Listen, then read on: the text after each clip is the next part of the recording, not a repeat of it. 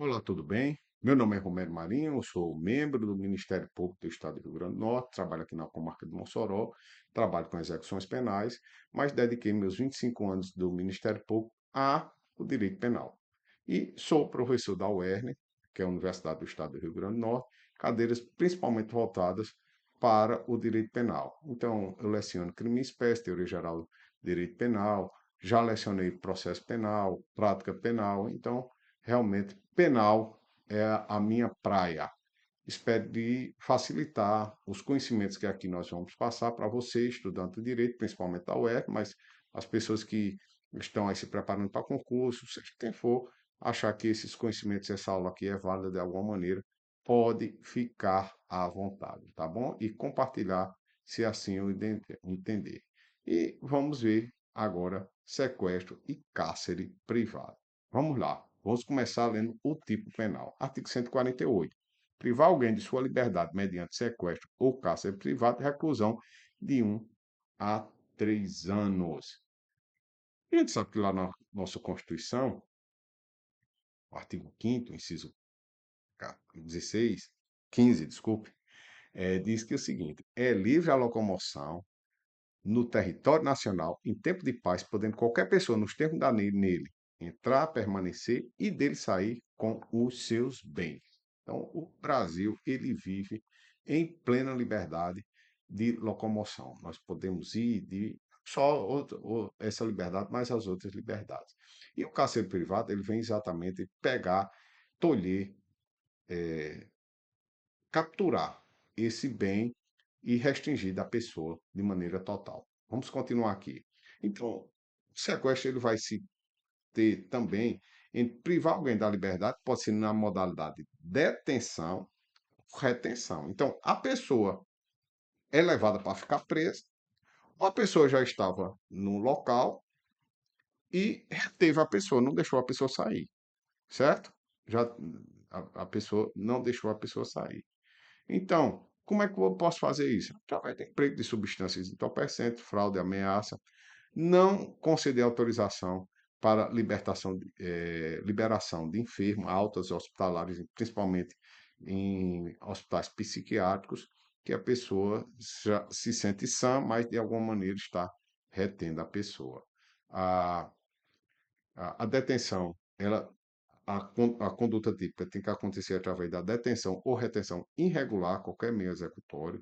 Então, familiar que interna indevidamente um familiar em estabelecimento psiquiátrico, tendo consciência da sanidade mental da vítima, apenas para deixar ela lá. O dissentimento, ou seja, a divergência explícita ou implícita do sujeito passivo, o sujeito passivo não quer, de modo algum, ficar naquela situação, e legitimidade da retenção ou detenção. Existe alguma situação legítima? Existe sim. O pai, por exemplo, pode usar seu ius corrigindo em relação aos seus filhos e fazer com que ele saia no final de semana, seja o que for, para sancionar e educar, né? Educar de alguma maneira. Então, não vai se configurar aí sequestro ou cárcere privado nesse caso. Então, existem situações legítimas. A pessoa está doente, a pessoa, por exemplo, está com uma depressão muito profunda, com risco de suicídio. Ah, retém a pessoa. É legítimo reter a pessoa. Ok? Então, vamos lá. A gente viu que o tipo penal ele tem um nome, cárcere privado e sequestro. Qual a diferença? Os doutrinadores dizem o seguinte: o cárcere privado, a privação da liberdade de locomoção é mais intensa, dando confinamento à vítima. Estou com essa outra turma. A maioria da doutrina não vê diferença alguma, tanto é que o quadro aqui está livre. Mas fica aqui a explicação, tá bom? Qual é a classificação doutrinária? É um crime comum, qualquer pessoa pode cometer e ser vítima.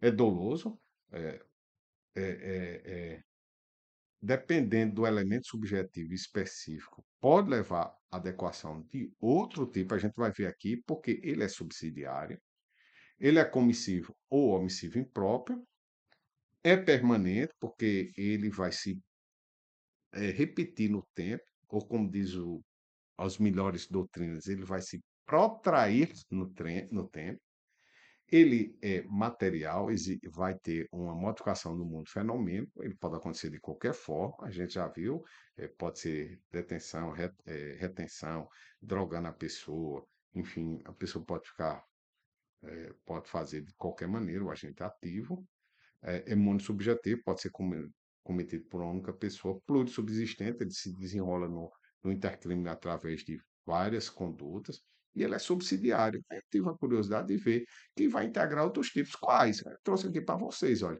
Extorsão mediante sequestro. Se tiver uma extorsão mediante sequestro, o cárcere privado vai sumir, certo?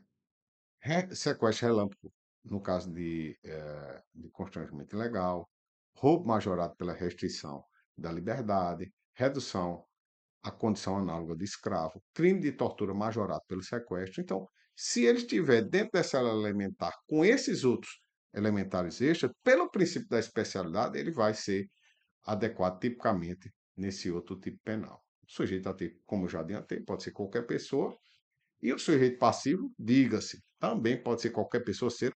Se houver o sequestro de totó ou miau, ou seja, um pet da pessoa, não vai ser sequestro, tá certo? Não vai ser sequestro.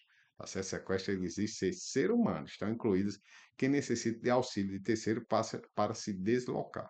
Também. Ele flagrante diz qualquer pessoa pode ser sujeito passivo desse crime, inclusive pessoas que não tenham consciência da privação da liberdade que é submetida, certo? Às vezes a pessoa, ele pode estar numa condição análoga de escarro por muitos anos e não tem nem ideia disso daí. Ou a pessoa está drogada, ou a pessoa está, de alguma maneira, inconsciente, né?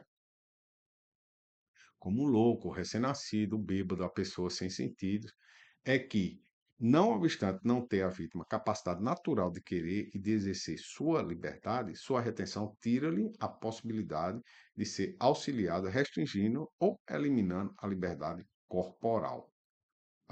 O bem juridicamente protegido é a liberdade física do sujeito de locomoção, deambulação, é juiz ambulante, e o objeto material, a pessoa privada de liberdade contra a qual recai a conduta do agente. Consumação no momento da privação da liberdade. Não precisa da remoção. Basta impedir sair do local, que é o caso da retenção. Tentativa, pelo fato de ser um crime plurissubsistente, é possível na forma comissiva, não na forma omissiva. Tá certo? Que é o caso de retenção. Quanto tempo é necessário da privação para caracterizar o crime? Quanto tempo? Um dia? 2 dias? 10 dias? Então vamos ver aqui o posicionamento da doutrina. Há uma primeira posição que diz que é irrelevante o tempo para a consumação do delito, devendo ser considerado somente a dosagem da pena. Dependendo do tempo, vai se configurar. Segunda posição diz que exige a privação de liberdade perdure um tempo razoável, uma vez que, sendo momentâneo, apenas o quê? Uma tentativa. E a terceira, não há delito quando a vítima permanece à mercê do sujeito por tempo inexpressivo. Então, temos 3 posições. O estudante do direito penal ele vai escolher o que melhor se enquadra dentro do seu entendimento, certo? Existe uma previsão de fórmula qualificada lá no parágrafo primeiro que diz a pena é de reclusão de 2 a 5 anos, quando? Se a vítima é ascendente, descendente, cônjuge ou companheiro do agente ou maior de 60 anos. Se o crime é praticado mediante internação da vítima em casa de saúde ou hospital, aí no caso vai ser, ó, vai para o tipo qualificado. Se a privação da liberdade dura mais de 15 dias. E conta como? É um prazo penal. A gente vai lá do artigo 10 do Código Penal e diz: o dia do começo inclui-se no cômputo do prazo. Conta-se os dias, os meses e os anos pelo calendário comum, que é o calendário gregoriano. Então você vai incluir o dia do início, que é um prazo penal. Se o crime é praticado contra menor de 18 anos, aí vai ser um tipo qualificado. E se o crime é praticado para fins libidinosos, fins sexuais, certo? Se incidir mais de uma, qualifica, e as outras se virão como circunstâncias judiciais desfavoráveis lá no artigo 59. no momento da dosimetria da pena. Não vamos perder nenhuma, nenhuma hipótese aqui, tá bom? Aí, descendente, vem aquela dúvida. Filho adotivo. César Roberto Bittencourt diz que sim, adota a Constituição, ele equiparou o filho adotivo e os filhos naturais, e Rogério Greco, sendo mais legalista, adota uma posição mais restritiva e diz que não, o filho adotivo ele não está incluído por conta de ele não ser descendente e não ter consanguinidade, tá bom?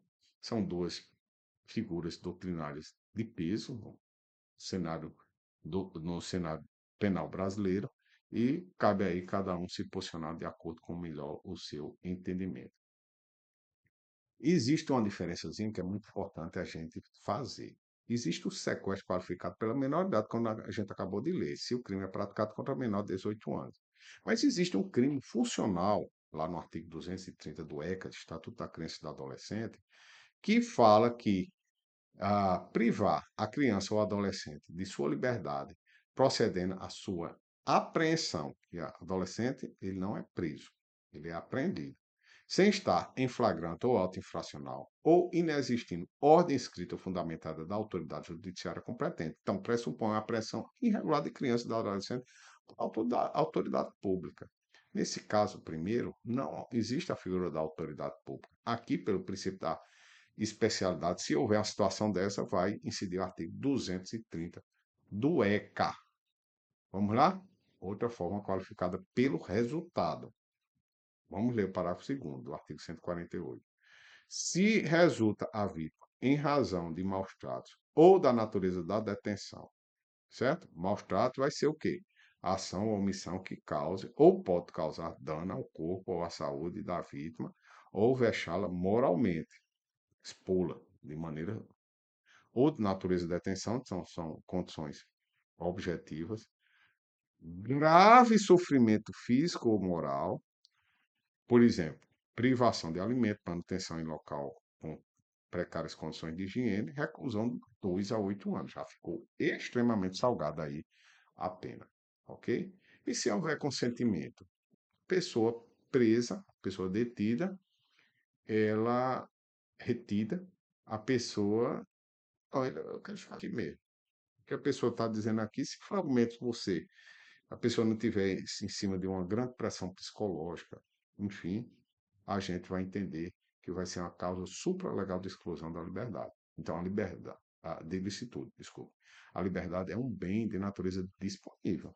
Dessa forma, poderá a vítima dispor do seu direito e vir permanecer desde que presente todos os requisitos necessários para validar o seu conhecimento. Tem que ser livre.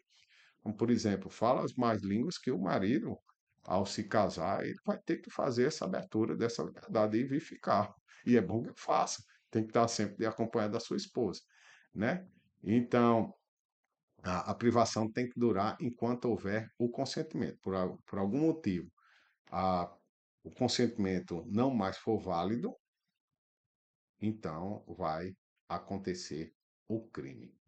Então, meus amigos e minhas amigas, nós agradecemos a atenção. Nós, mais uma vez, e sempre se tornou costume no nosso vídeo, nós chamamos vocês a fazer uso da doutrina nacional de melhor qualidade. Já fizemos algumas indicações, como Kleber Masson, a Bittencourt, todos que nós citamos aqui na nossa aula, Bittencourt, Kleber Masson, Capês, enfim, são nomes realmente de peso que realmente vale a pena estudar para aprender mais, porque direito penal não é ser feito, não, nada se aprende só pelo ouvir, é pelo ler e exercitar. Então faça essas atividades para que realmente você tenha sucesso no direito penal. Até o próximo vídeo, muito obrigado, compartilhe.